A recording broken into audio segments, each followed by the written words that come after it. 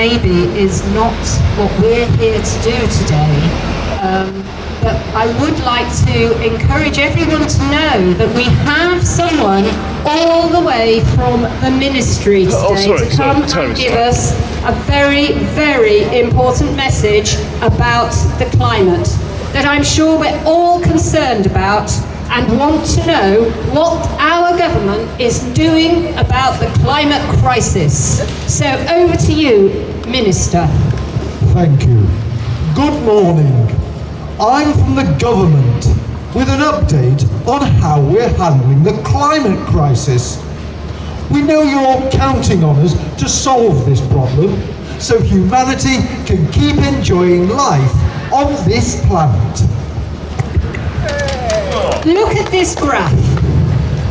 It's shaped like a penis. Shaped like a what?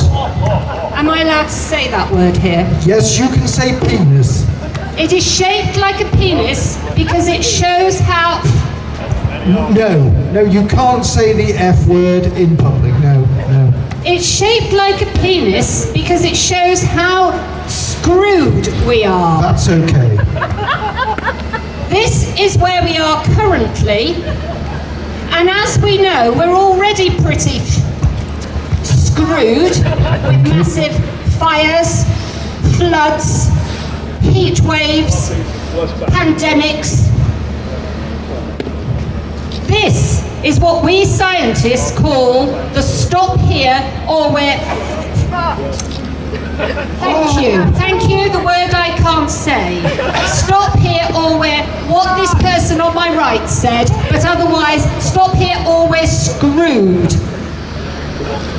This is where we're currently headed, or what we scientists call net screwed by 2050.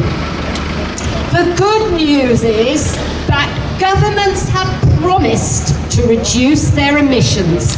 Phew. And if you take all those promises and add them together, that puts us on track for still very much screwed by 2050. This means that the only way we can keep our promises is to stop emitting carbon. Are we doing that? God, no. There's a huge gap between our promises and where we need to be. We don't talk about that gap because that would entail a complex process called being honest. Being honest would mean admitting that we're failing. Being honest would mean stopping fossil fuel subsidies and banning all new oil, coal and gas projects. Then these industries would stop giving us money to keep us in power. We're captured by the fossil fuel industry and compromised by our own lack of vision and moral failing. So, because being honest isn't an option for us, we've come up with the next best alternative: net zero by 2050. Slight pause while we change my graphs over. Net zero by 2050 means instead of being honest this decade and taking this path, we put off the being honest bit to the very last minute and take that path. As you can see, both paths get us to the same place in 2050, but they're very different journeys. Because this path means adding this amount of emissions to the atmosphere, whereas that path means adding 3 times as much. And as it's emissions that are warming up our planet, that means passing the stop here or we're screwed point and risks setting off irreversible chain reactions over which we have no control. So, that's the exciting part of running an experiment with the only planet we have to live on. Net zero by 2050. We're probably going to get us all killed just so we can make a few billionaires even richer. Thank you for listening to us. This has been an announcement on behalf of your government from 10 Clowning Street. Thank you for listening. And if you're wondering why we're here outside Barclays making this announcement today, I have encouraged the Minister to come here outside Barclays to make it clear what our government is doing.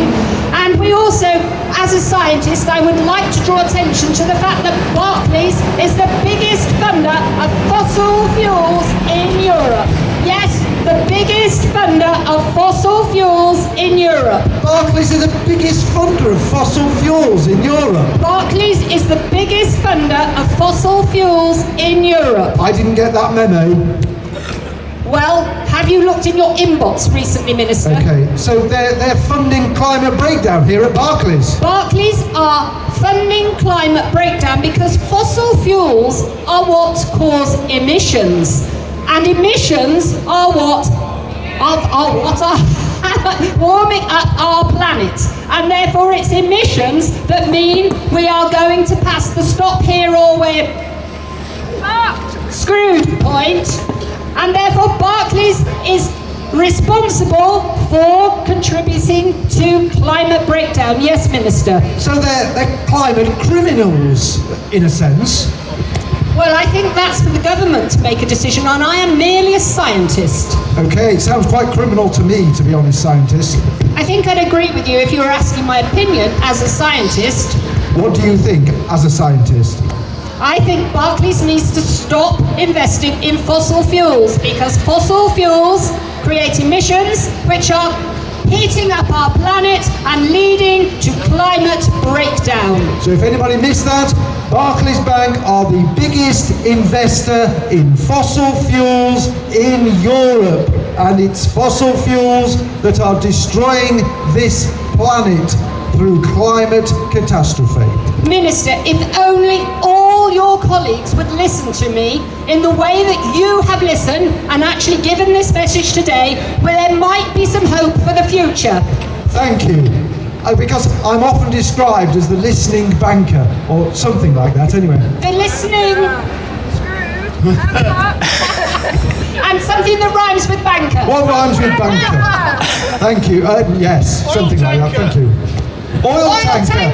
Thank you. Thank you, sir. Oil tanker. Yes. More of them. We need more. We need more oil tankers. Goodness me, this man. We could invite you to have a discussion with us here, and we could explain why oil tankers and Barclays and fossil fuels are contributing to climate breakdown. Thank you for listening. Thank you for listening. Thank you, Minister, from 10 Clowning Street. Sorry, I made a mistake there. Thank you.